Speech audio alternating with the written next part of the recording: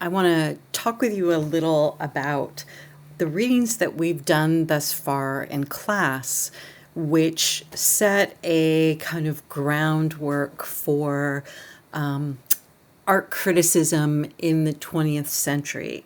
So we've looked at some really, really basic ideas that are influencing the 20th century, such as Walter Benjamin's idea about mechanical reproduction, as well as Freud's ideas about the uncanny and the psychological development of individuals, right? Huge, big ideas and how they've impacted the 20th century. What we're going to be looking at next has more to do specifically with art criticism.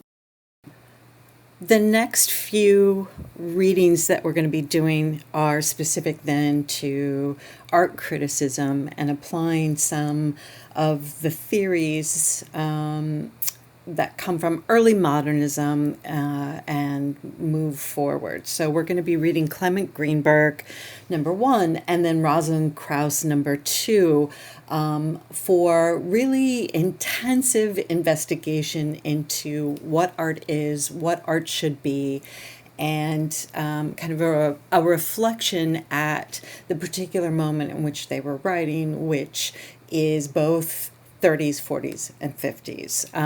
And Krauss is younger than Greenberg, so she is writing in the 70s and 80s. And both are important for you to know so that you have a general sense of what has been the tug of war, what have been some of the most important conversations around image making when it comes to the canon of art criticism. So I'm going to start with talking about Clement Greenberg. Number one, you're going to be doing reading two of his writings. One, Avant-Garde and Kitsch from 1939, and Modernist Painting, which is written in the 60s. So that's quite a 20-year gap there. And Greenberg's ideas do slightly change, although he is a huge proponent of the avant-garde and thinking about the importance of that. So I want to talk with you about two things that are important about Greenberg. Obviously, the readings will inform you about this, but I also want to give you some kind of quick ways to understand it. So he is going to introduce two really important things, which is formalism and the importance of formalism, says he, and a separation between kitsch and high art. Greenberg is going to advocate for high art, and he's also going to say that high art is that which only deals with its materiality and abstraction. So high art, abstraction is the highest form of high art, according to Greenberg. And the function of a painting is to only speak about its paintingness. The function of a sculpture is only to reference and talk about how it is a sculpture.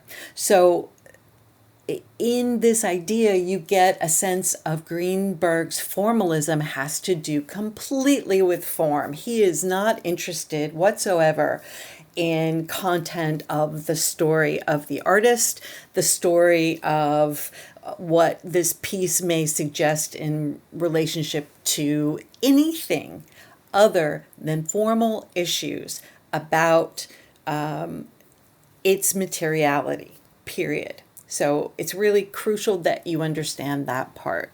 So Greenberg's ideas about formalism was that it was the only basis on which you could make both a judgment of quality and assessments about the relative character of different works of art.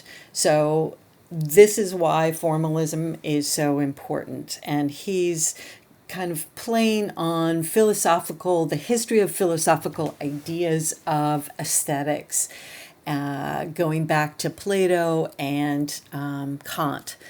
So his analysis focuses on formal elements, and he viewed abstraction as the characteristic of modern painting.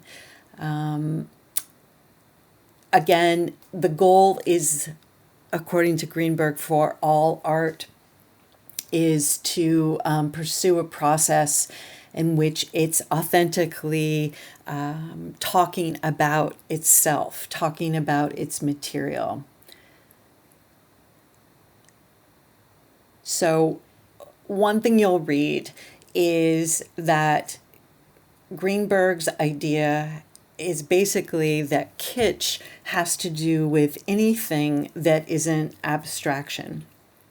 And kitsch, therefore, is anything that represents and looks like something, or is made to look as if it is something. So, a painting of a bowl of fruit, Greenberg will say that this is kitsch. An illustration of a shoe, that is going to be kitsch as well. So he stratifies and says what is the aim of art, which is high art versus low art. And his fight is one that he feels wholeheartedly invested in. Greenberg was a critic for The Nation, which is the weekly magazine that's one of the oldest in the country, that covers progressive political and cultural news. So, as a critic, that was his formal position. He was getting paid for that. What a lot of people critical of Greenberg will say is that he became very seduced by the power that he had at that time. In many ways, he did a crossover with popular culture because he became a very known name, as did obviously Jackson Pollock. So there's a lot of interesting ways in which Greenberg and Pollock were part of the avant-garde, but were also part of mainstream culture, one that Greenberg would call kitsch. So I hope that makes sense to you, but the thing in which he criticized, he was also a part of, is basically what I'm trying to say. He influenced artists, dealers, collectors, curators, and other critics.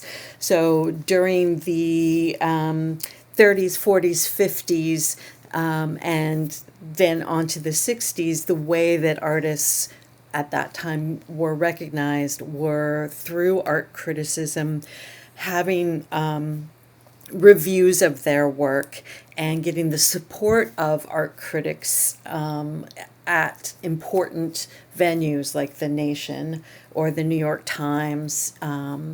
That pulled a lot of weight. As a critic, Greenberg saw his role in several ways. Both as a purveyor of taste and upholding good taste, as opposed to low culture taste, i.e. kitsch. And he once said that art criticism is about the most ungrateful form of elevated writing I know of. It may also be one of the most challenging, if only because so few people have done it well enough to be remembered. But I'm also not sure the challenge is worth it. So in many ways, Greenberg, along with abstract expressionist artists in New York, really focused on New York as the new epicenter for all important art and moved that focus from Europe. When Pollock and de Kooning started to use figuration in their work, Greenberg had a political and cultural separation from them. And he very much embraced the color field painters like Kenneth Nolan, Helen Frankenthaler, and Morris Louis.